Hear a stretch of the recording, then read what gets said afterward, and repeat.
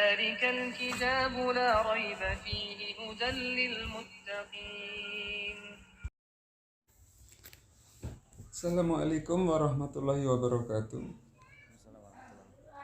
Ustadz tadi menyampaikan orang banyak maksiat akan berat melakukan kebaikan, Ustadz. Bahkan ibadah pun ini sangat berat, sulit. Tapi ada orang yang banyak maksiat, amal ibadahnya banyak sekali, Ustadz. Jadi seimbang, balance. Ini mohon dijelaskan, Ustadz. Baik. Baik Bapak sekalian, alhamdulillah ya. Yang pertama, bukan biasanya, bahkan ini sebagian ulama mengatakan bahwa memang yang menghalangi amal ibadah untuk dilakukan dengan khusyuk ya Pak. Bisa aja banyak tapi di mata manusia. Nah, tapi di mata Allah kosong. Ya. Itu susah untuk dilakukan. Toh kalau dilakukan tidak maksimal. Ya, kalau dilakukan tidak maksimal. Sebagaimana Allah Subhanahu wa taala sebutkan ya dalam surat An-Nisa ya, saya lupa ayatnya, menceritakan tentang keadaan orang-orang munafik pada zaman Nabi SAW. Ya, menceritakan tentang keadaan orang munafik. Nah, orang munafik itu juga ikut sholat. Sholat nggak Pak? Nah, tadi kita sampaikan mereka sholat juga. Artinya kalau kita mereka juga banyak ibadahnya itu Pak. Tapi apa yang diceritakan oleh Allah? Idza qamu ila sholati qamu kusala. Mereka melakukan amal ibadah itu tidak dilakukan dengan khusyuk. Makanya Bapak jangan lihat banyaknya amal ibadah tersebut. Ya, apalagi amal ibadah tersebut memang tidak ada ajarannya dari Nabi SAW. Ya, kita jangan katakan itu adalah ibadah. Gitu. Ya. Ibadah-ibadah yang sudah dituntunkan oleh Allah dan Rasulnya, seperti yang tadi kita sampaikan, misalkan siam, sedekah, termasuk umrah atau haji misalkan. Itu kenapa kok kita sudah mampu melakukan kok tertunda-tunda? Itu karena apa? Itu kan ini ditumbuk oleh kesalahan-kesalahan kita dosa, sehingga kita tidak langsung ya bismillah gitu. Kalau bahasa kita Pak, melakukan itu tidak khusyuk, tidak begitu gitu. Ya. Itu yang pertama Bapak sekalian ya. Jadi orang yang melakukan amal ibadah sedangkan dia banyak maksiat, wallah alam biasanya ibadahnya tidak khusyuk. Nah, tapi Bapak Ibu sekalian rahimakumullah, ketika kita banyak dosa, dan itu taubat ya tentu ya Bapak ya. Masya Allah saya banyak dosa nih. Gimana caranya? Nah, caranya selain dari taubat juga dengan amal soleh. Ya, karena Nabi SAW, Allah Subhanahu wa taala ya berfirman dalam kitabnya bahwa innal hasanat yuzhibnas sayyi'at.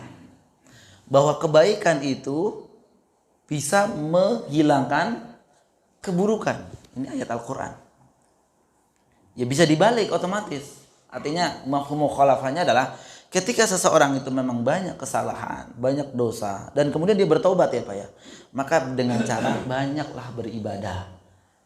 Ya, banyak ketaatan kepada Allah Subhanahu wa taala, sehingga ketaatan ini akan tertumpuk akan menghilangkan keburukan atau dosa tersebut. Jadi wallah alam bisawab Bapak Ibu sekalian ya, ketika ada orang yang banyak dosa tapi ternyata memang justru banyak, mungkin yang kedua dia merasa banyak dosa dan kemudian ingin menutupi dengan amal-amal kebaikannya seperti itu. Ya.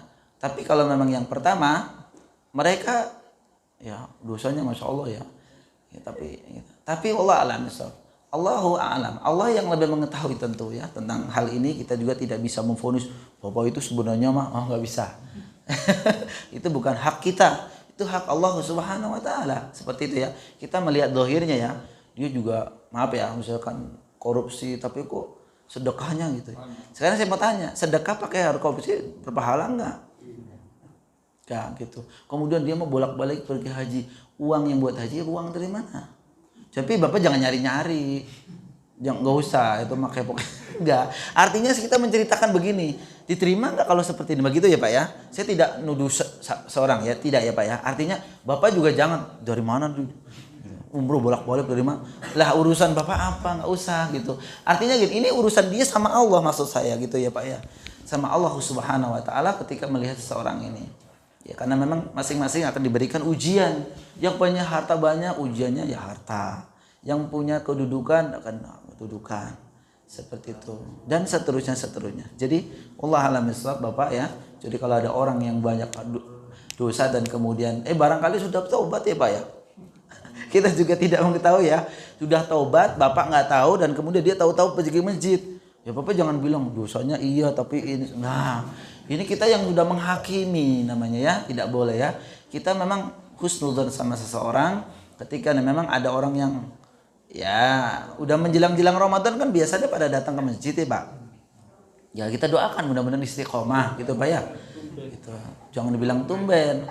Nanti besok lagi nggak mau berangkat lagi. Mereka nggak mau gitu ya. Dibilangin tumben. Justru Bapak itu yang mengajak ya, diajak seperti itu, diajak. Jadi jangan dibilang tumben. Ini Bapak mematikan hati semangat dia gitu ya. Nanti nggak mau lagi. Iya.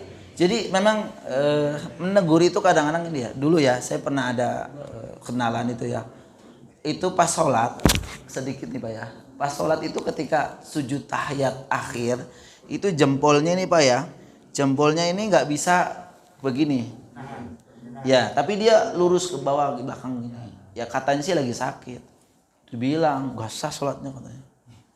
Ya Allah, sejak itu kata beliau langsung nih yang ini, yang apa namanya, yang dibilang begitu. Saya sejak itu saya nggak pernah Jumatan. Saya bilang, Pak, aduh. Ya mungkin saya menghargai, tersinggung oleh orang yang pertama kali ngomong. Tapi kalau Bapak begitu juga salah juga. Bahkan berbahaya kalau memang begitu. Gara-gara jempol nggak bisa ini juga nggak bisa ini. Ya udah nih jangan dekat-dekat orang itu biar nggak diomong ya. Cuma ya itu tadi kalau udah hatinya kena biasanya misal. Tapi ya jangan diambil hati banget kayak gitu Mas, seperti itu Bang. Ya. Dan ya kita juga jangan terlalu kayak gitu doang kok diomongin, jangan juga. Makanya kenapa kita dianjurkan oleh Nabi SAW kan ya, mangkana yu'minu billahi wal yawmil akhir falyaqul khairan aw liyasmut. Ini Nabi yang mengatakan demikian Pak ya. Jadi barang siapa yang beriman pada Allah dan hari akhir, maka berkatalah yang baik. Kalau nggak baik, kalau nggak bisa ya diem. Komentari, lihat maslahat. Kalau komentarinya itu dibutuhkan, silahkan komentari. Tapi kalau nggak usah. Menyibukkan diri dengan orang lain juga tidak bagus. Demikian Allah alam bisawab. Afwan. Ada lagi Pak? Udah siap. Siap.